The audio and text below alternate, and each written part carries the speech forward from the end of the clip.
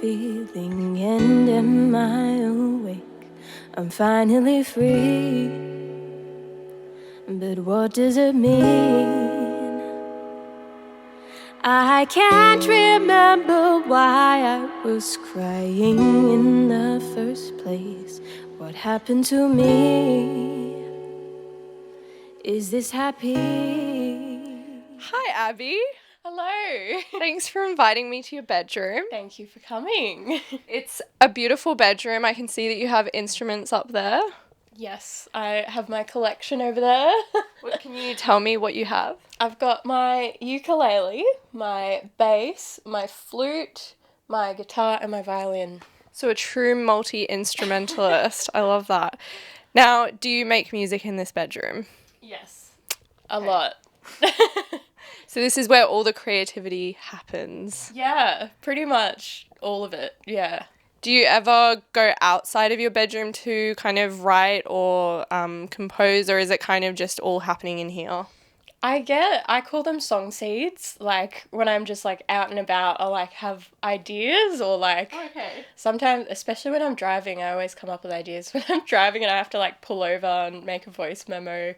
And then when I come back here, I like bring it all together. So yeah. Song seeds. I've never heard of that one before. I like that. Yeah.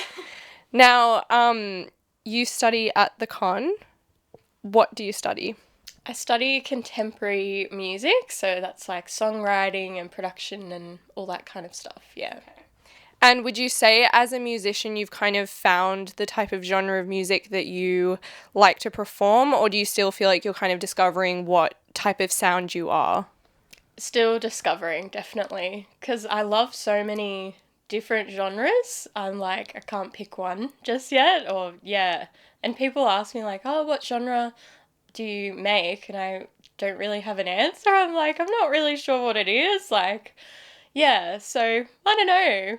And I think it's sometimes good not to box yourself into one genre, because then you feel like you can never go outside of your genre or like mix it up a bit. So I think it's totally fine to not box yourself in anywhere. Yeah, I was actually having this conversation with someone and she was arguing that the more famous you are, the easier it is to try different genres. And I was arguing that the less famous you are, the easier it is. I would agree with you. Yeah, I think, yeah. Because if you're kind of unestablished still, or you don't have like this huge following, there isn't going to be like this uprising. If you make like a reggae album or something, like I think you can do whatever you want when you're still being established, yeah. Yeah, because I think when you start having like a fan base, they expect you to do the same thing. They want you to produce the same music that they heard before, and that if you do anything else, it's like, oh, no. And I guess if you're with like a record label or something like that, there's probably pressure to keep in a certain box with that as well. So, yeah, I'm glad I'm not there yet. Definitely. So in terms of the music that you've already put out, Hypothesis for Happiness, I definitely want to talk about that.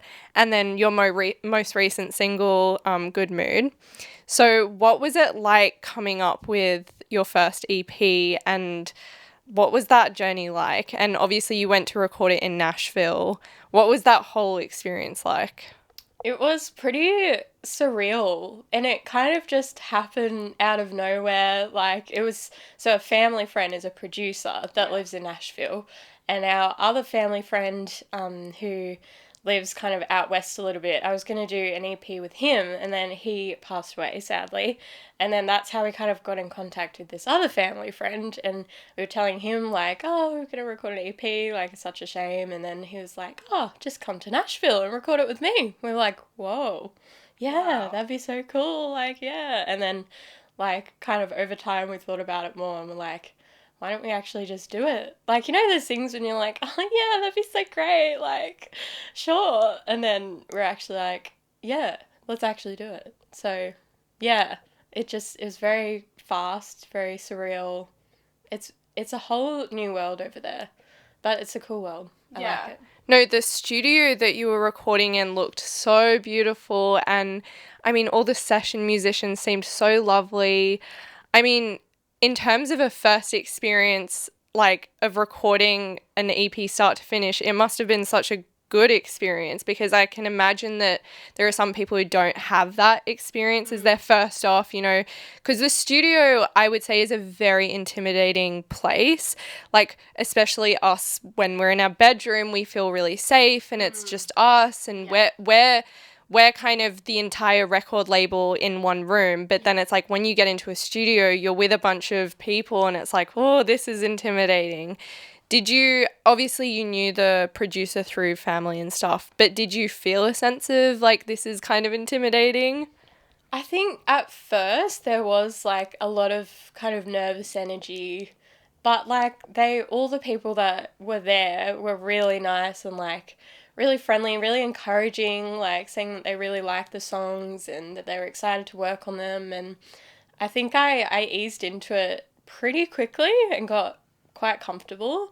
And I think like, yes, studios are very intimidating, but at the same time, they kind of feel like home to me as well. Like, they just feel like I'm where I'm supposed to be. And I don't know, there's something about it that kind of makes me feel calm at the same time as nervous. I don't know if that makes any sense. No, that definitely makes sense. Yeah. And you slept in the studio, is that correct? Yeah, so we had two different studios that we were working at. So one of them was like a proper studio at this guy's house. It was like kind of an extension of his house, but it was like proper. And then the other studio was at the producer's house. And yes, I slept in that little home studio, which was fun. That must have been so fun.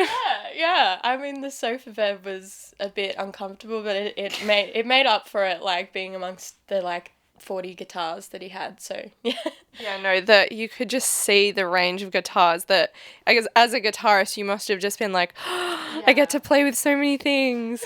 Yeah, and he said, like, almost as soon as I walked in, he was like, oh, feel free to play any of these guitars whenever you want. I was like, oh, I'm not going to get any sleep. I'm just going to stay up playing guitars all night, which I did. So, yeah. Oh, I love that. And I kind of want to start talking about the songs on the EP. So my favorite was Rebel. Like, I don't know what it is about that song, but as soon as I heard it, it was just like, this is kind of how I feel like your voice is. It's very charismatic, and I almost feel like it's the type of voice that I could just walk up to it on the street. I know I'm kind of personifying your voice, but it's like I could just walk up to your voice and you would be so friendly, so nice, and you just have a really inviting voice. Wow. And I feel like when I listened to the EP from like start to finish, it just felt, you just felt really friendly coming across and stuff. And like even watching the videos of you in the studio performing all the songs, like you just seemed so like at peace with what you were doing, and nothing felt like contrived, and it felt really natural.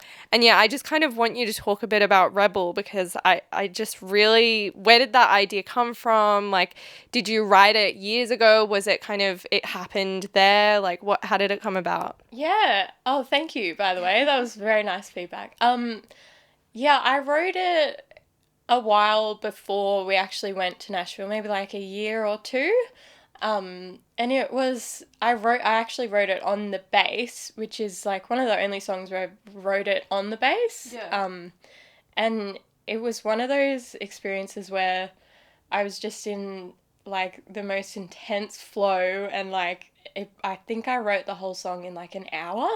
Really? Yeah, which doesn't happen very often. Like, I don't want you to think that I just sit down for an hour and like write a hit. Like, it's not like that usually.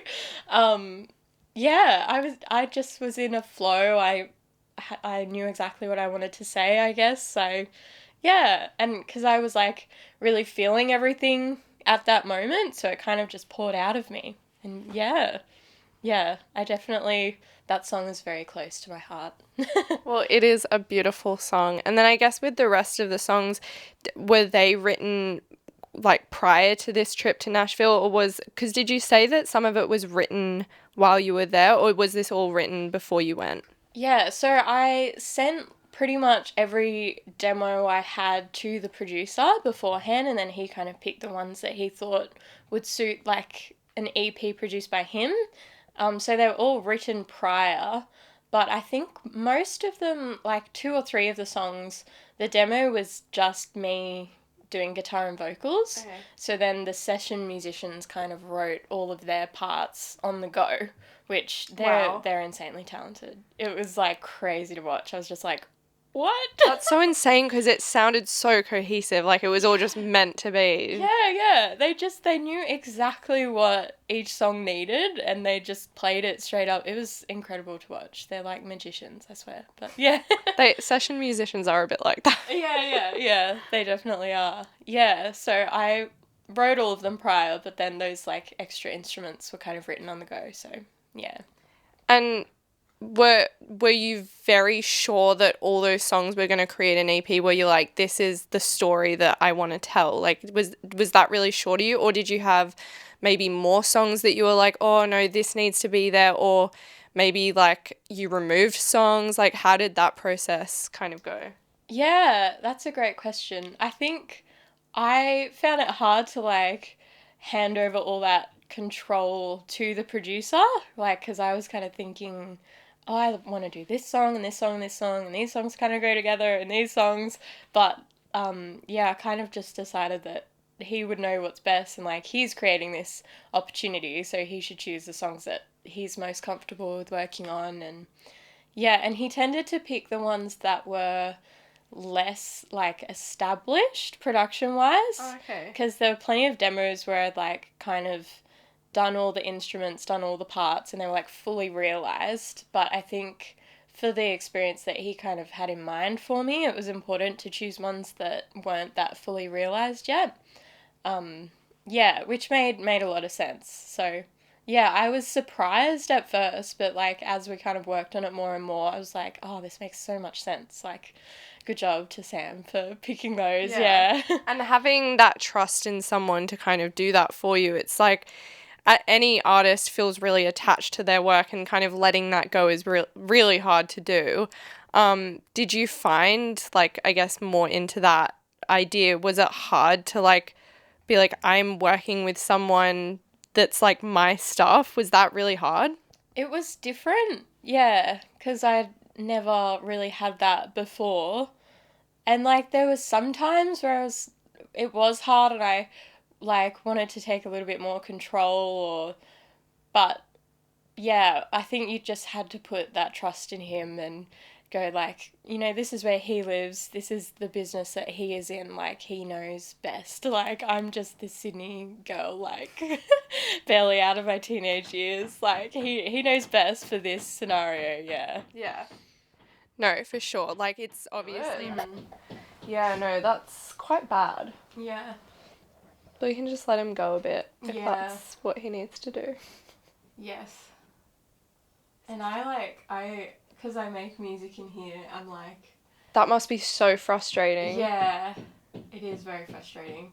Especially if like, because I'm on Fiverr. I don't know if you know what Fiverr is. It's Fiverr. It's like freelancing creative work. Oh, okay. On a website. And Oh, so like it kind of connects you with people who need... Yeah, like Okay. they can pay you to do some sort of creative job for you. Ooh. For them. And I do like backing vocals, and sometimes I'm on like a time frame because there's like deadlines. Yeah. And sometimes I'm like I've got like 2 hours to get these person's backing vocals done, and then like it just like that starts and The I'm banging like, begins. oh no, and I have to like just sing whenever they stop, and then stop singing, and then singing. It's a nightmare. And that is why we all wish we had a home studio, so we could have insulation in the walls and just not hear anything. Yeah, that is why I want to escape to the country. Would you want to live in the country? Eventually. I feel like when I'm in my 30s or 40s, maybe, that would be good. I've always wanted to, like, have, like, a studio business in, like, on a country property, like, where songwriters can come, like, spend a week and... Oh, so it's like a little songwriting camp that they can Yeah. go and retreat to and make music. Yeah, a songwriting retreat. Yeah, I've always wanted to, like, run one of those in my 40s, maybe. That would be very wholesome. If I ever become rich. I think he stopped. Yeah. I'll just keep going. So you grew up with musical parents. Your dad is a music teacher and your mum is a music therapist. What was that like, having parents that were musical, because I didn't grow up with musical parents, so it's to me I'm like looking at luxury over here. Do you feel like that massively impacted your journey with music? Definitely. I think because they both like cherish music so much and have always been like so supportive of me like pursuing music and studying music at uni. Like they've never been like, oh, maybe you should like try something else out, or they've just always been supportive. And yeah, they're really good at like whenever I'm having a freak out about like, oh my gosh, am I making the right choice? Like, should I just go and study law or something that's like gonna get me money that I'll probably hate? Like, they're always like, no, you're doing the right thing. Like, doors are gonna open, and you can't see the future of your career. Like, it there's so many directions it could go, and just like keep doing it. So I think yeah, they really help whenever I'm kind of having doubts. They're always there to be like, no, you have to do music. And it's definitely true, like, whenever I have a little bit of a break, I just am not me. Like, I think in order to be me, I have to be making music, so, yeah. That's really nice. And do you feel like there was any point where you felt like it was kind of like pressure to have parents as musicians, or did it always just feel like an extra bit of support?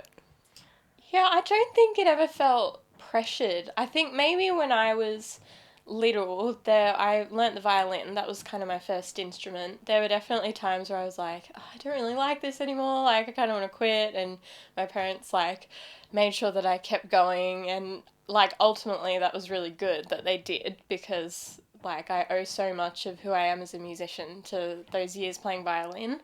But yeah, I don't think it was pressure. It was more just encouragement to keep going, I guess. And yeah, and that was a valuable lesson that, like, you're not always going to be in love with music. It's kind of like a relationship, you know? Oh, like, I definitely agree with that. yeah. There's like, you can love something, but not always be in love with it. Like, yeah, I always love music, but sometimes I'm not as in love as other times. Like, yeah, but yeah, they definitely taught me that it's a commitment, just like a relationship, and you gotta like push past those times where you're not in love, because you always will be in love again. Like, yeah. Exactly. That's such a beautiful sentiment, isn't it? I love that.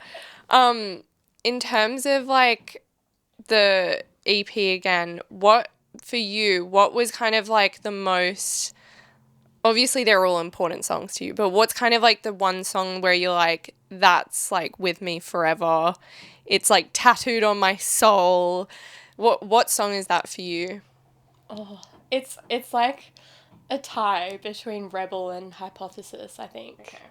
Yeah, I don't know if I could choose out of those two. No, that's close enough. I feel like Hypothesis, I feel like applies to like pretty much every scenario in my life of like trying and not really seeing the point when you're trying, and without the benefits coming straight away. Like, yeah, I feel like I probably resonate with that one more often than Rebel, maybe, but Rebel just feels more sentimental, so yeah. Yeah. And in terms of being an instrumentalist and everything, like were you just kind of on a roll of like being like, I'm just going to play as many instruments as I can and just like broaden your horizons? Like, was that kind of the attitude that you had? Because like for me, I wish I was like that, where it was like, I just want to know how to play every instrument. I'm still here struggling with keyboards, so No, that's okay. I think I just kind of was collecting, and yeah, just collecting instruments and learning, and I've had like lessons on pretty much all of them at different points in my life. And yeah, I just like having that variety and having the options. And yeah, sometimes it is like I feel like I'm a jack of all trades, master of none kind of thing, but I think I prefer that rather than just honing in on one instrument. I think I would get bored probably.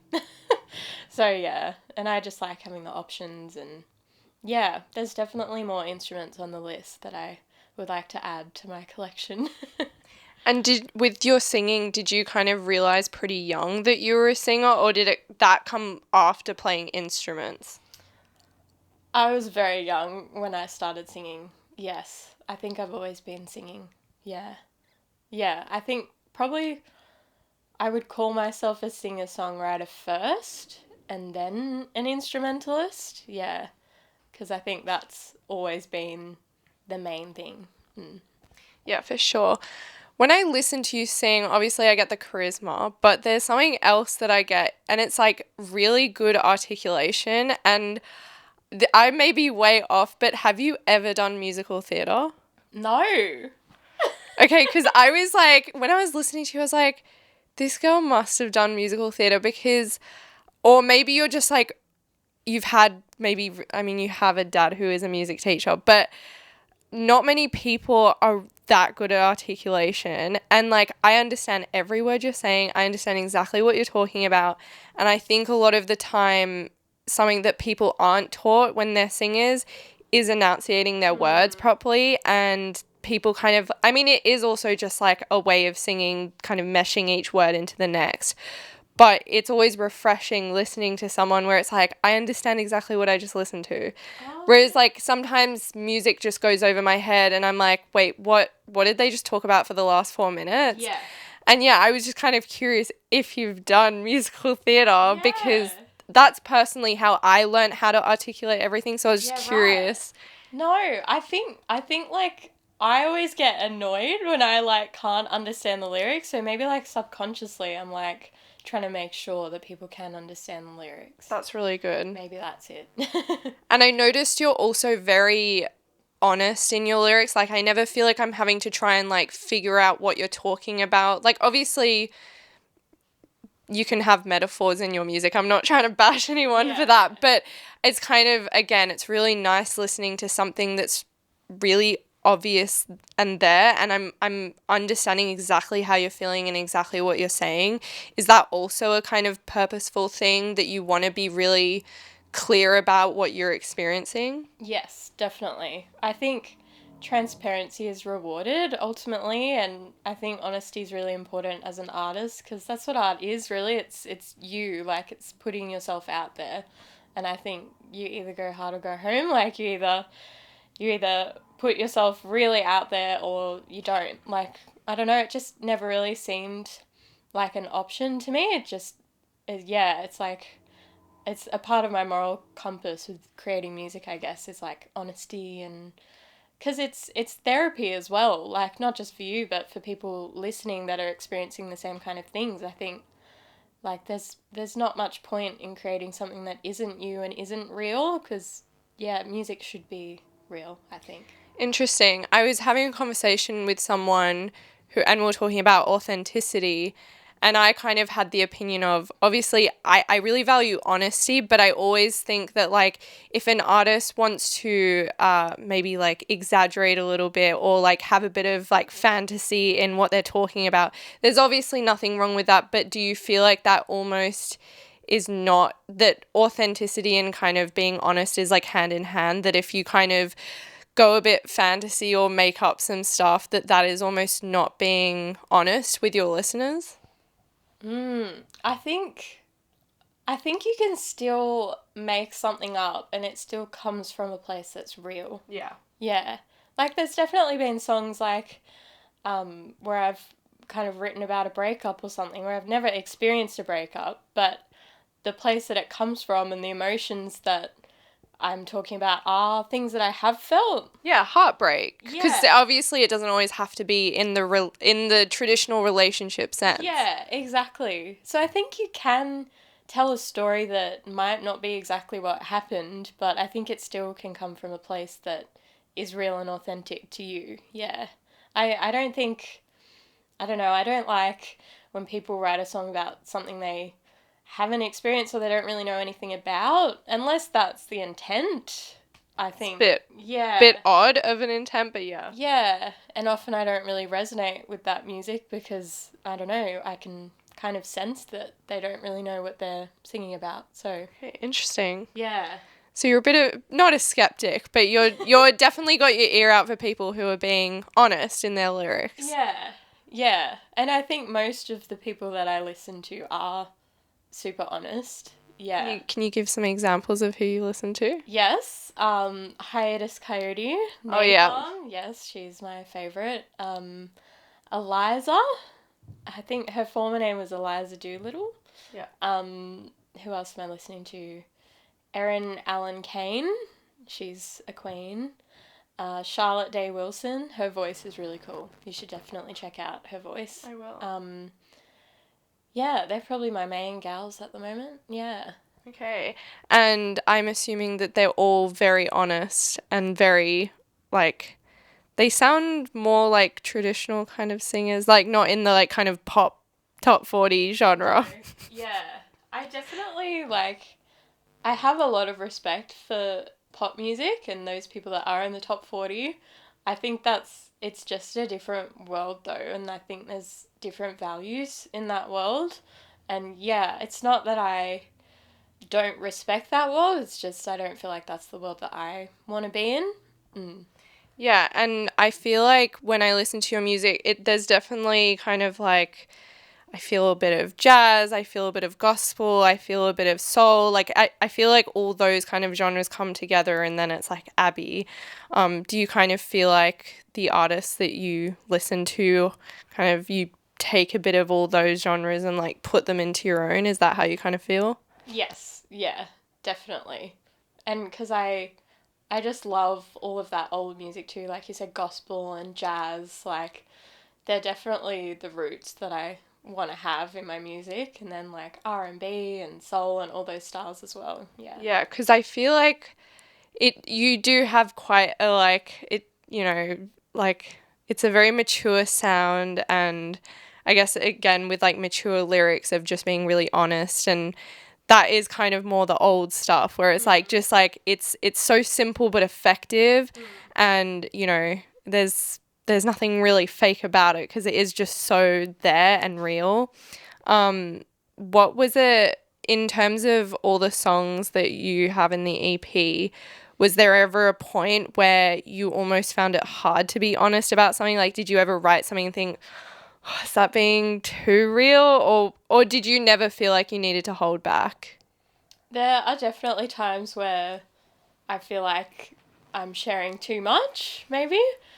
And there's some songs that I've written in the past where, like, it's been really good for me therapy-wise, and then I'll kind of show someone and they'll go like, wow, like, that's a lot, like, and I'm kind of like, yeah, I think that one's probably more for me than for anyone else.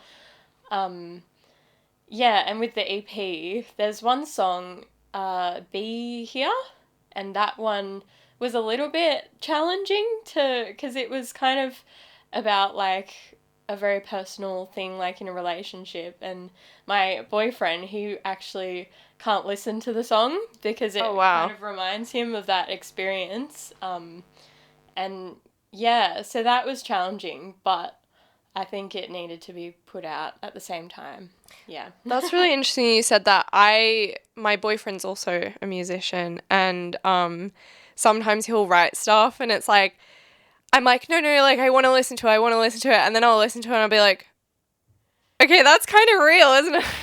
Like, and I think I mean, people who aren't, in a relationship with someone who is a musician or who writes even, you never get that level of self-awareness in a lot of other relationships because it's like someone is literally writing something that's so deep and profound. It's like, and then you get to hear it back and you're like, wow, like that's so introspective. And it's like, you don't get that in other like relationships where the person isn't like writing all these like deep songs about you and you're like, wow, this is quite intense. Yeah. So I definitely relate to that kind of experience of like listening to a song, but I guess it is that respect of like, they would never want to hold you back in terms of like just being really honest and real and talking about those feelings. So that's really interesting you said that. Yeah, and yeah, he's always like really supportive, and yeah, he would never kind of say, oh no, like I don't really want that out there, like, yeah. And because it's never like really explicit what it's about, like it's never really obvious, like, yeah, I wrote this song about my boyfriend and this like big fight we had, like, la, like it's never obvious like that. Yeah, and I think because I guess a part of how we communicate is songs that I write. Oh. Yeah, because, sometimes things can't be put into words, has to be through music, and yeah, And I think that's probably a big reason why, like, we've been together for so long. We've been together over 5 years. Oh, wow. Yeah, I think, like, a part of that, like, musical communication has helped us, like, become closer and, yeah, and know each other more. Because he makes music as well, so Okay, there you kind of go. goes both ways, yeah. That's amazing. So obviously you don't do musical theatre or haven't done musical theatre, and that's kind of where I thought the articulation thing came from. But I remember watching the Nashville vlog on your YouTube channel, and you kind of mentioned that you went to church over there. I once went to a workshop with this singer who was talking about, she was like, I've never had a singing lesson in a day of my life, but growing up in church, I was just taught how to sing really well.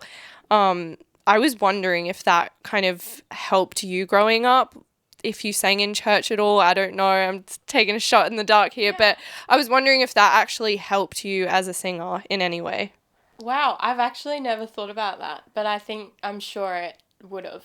Yeah, because, yeah, I grew up in a church and lots of singing and worshipping, and I would, like, belt my lungs out, like, I would get so into it, because it's just, like, that kind of environment. Yeah, I think that probably definitely helped singing growing up. Yeah, wow, I've never thought about that. Well, yeah, no, when this singer said that, I was like, that, I mean, it makes a lot of sense because you probably, like, learn a lot of just, like, good techniques for kind of those more belty songs, and it's really passionate, and I feel like sometimes singing for people is this really, not embarrassing, but I get really shy about it. Like when people are like, oh no, sing, sing, sing. It's like, oh no, no, no. But if you're going to church once, twice every day of the week and you're constantly singing, it's like you're with people, it feels really natural, and it kind of normalizes just singing in front of people, even if you're a non-singer. So I think in a way it kind of brings out a great part of a singer because you just feel so relaxed about it. It doesn't feel like, oh, like I'm around people and I'm about to sing, like this feels a bit awkward. So do you feel like, again, that it's maybe helped with like live performances, or if it's like you're in the studio and it's like you got to sing, like go, it's your time. Do you feel like it's kind of you're very like chill about just having to be like, okay, I'm going to sing right now? I think, yeah, it was definitely good practice. I wouldn't say I'm chill. I'd say I still get still get nervous. Yeah, I still get very nervous, a little bit anxious, but yeah, I think the practice has helped. Yeah, and like at church, I would always have like solos in the Christmas productions growing up. Like even when I was 5, I would be singing in front of thousands of people at church. Oh, wow. Yeah. Or like there'd be like special events on that I'd sing at, and so I definitely had lots of practice performing as I was growing up, like even from really little. Yeah, so I think that's helped in just knowing how to manage those nerves a little bit, and yeah, I feel like the experience of gigs going okay helps, like when you have a kind of backlog of, I was really nervous about this thing but then it went well, or I was really nervous about this event and then it was okay. Like I think when that keeps happening, eventually you go, I'm really nervous about this, but past experience shows me that it's normally okay, so I think it might be okay. Like, yeah, I think that is what that probably taught me. That's awesome. Has there ever been a time where you've performed live and it's like major mess up, or do you feel like you've been pretty lucky in the sense that everything's gone smoothly, everything's been fine? I think I've been lucky. I'm always like very hard on myself after a gig, so I'm kind of always thinking about everything that I think went wrong when, like, to an audience perspective, probably nothing looked like it was going wrong. So I think in that sense, like from an audience perspective, I've been very lucky. Like I haven't really had any train wrecks or anything. But I never feel like really good after a gig. I think because Really? I'm very perfectionist and very hard on myself. So yeah, often after a gig, I'm coming off stage and going, oh, I wish I did that better, or I wish I practiced more, and oh, that part wasn't as good as in rehearsal, and yeah, which I'm working on. I'm trying to just let those go. let those thoughts go. But yeah, that's normally how I am after a gig. And all that I could do is write sad and lonely songs, but now I'm feeling different. A new world is in my hands. I'm really glad to announce that I am in a good, in a good, in a good, in a good, in a good, in a good, in a good, in a good, in a good, in a good, in a good, in a good mood. In a good, in a good, in a good, in a good, in a good, in a good, in a good, in a good, in a good, in a good, in a good, in a good mood. I have to write this down so I don't ever forget how this feels and that it's real. If it has happened before, it's bound to happen again. Can't wait for the day that I can say that I've been in a season where things just weren't going well, and all that I could do is sit inside my lonely cell. But now It will be fine. So, in terms of your single that you just recently released, Good Mood, where did that come about? When did you write it? Tell me a bit about it. Yeah, I wrote it quite a while ago, maybe 2 years ago. And funnily enough, I think I was in a bad mood, and I was like, I'm sick of this. Like, I'm gonna write not a ballad. I'm gonna write a song about the opposite of how I'm feeling and try that out. And yeah, it kind of worked. And yeah, I wrote it on guitar and vocals. And then I think the chorus was the first thing. Actually, the chords were the first thing that I came up with. And then added the chorus and then kind of just built from there. It's such like a groovy tune, and it's like it's one of those like songs that you can like walk down the street and you're just like bopping away. Compared to the EP, it definitely. It feels like you're definitely following a bit of a story, because it's like, you know, the EP was kind of emotional, and then this was kind of like I'm breaking free of all that, and I'm in a good mood, even though you wrote in a bad mood. But it feels like a kind of like the stepping stone into the next bit of music that you're probably going to release, I'm hoping. Yes. Where do you kind of see the next bit of your music going? Is it going to be just singles for a while? Are you going to do another EP? Are you going to do an album? What's kind of like your future?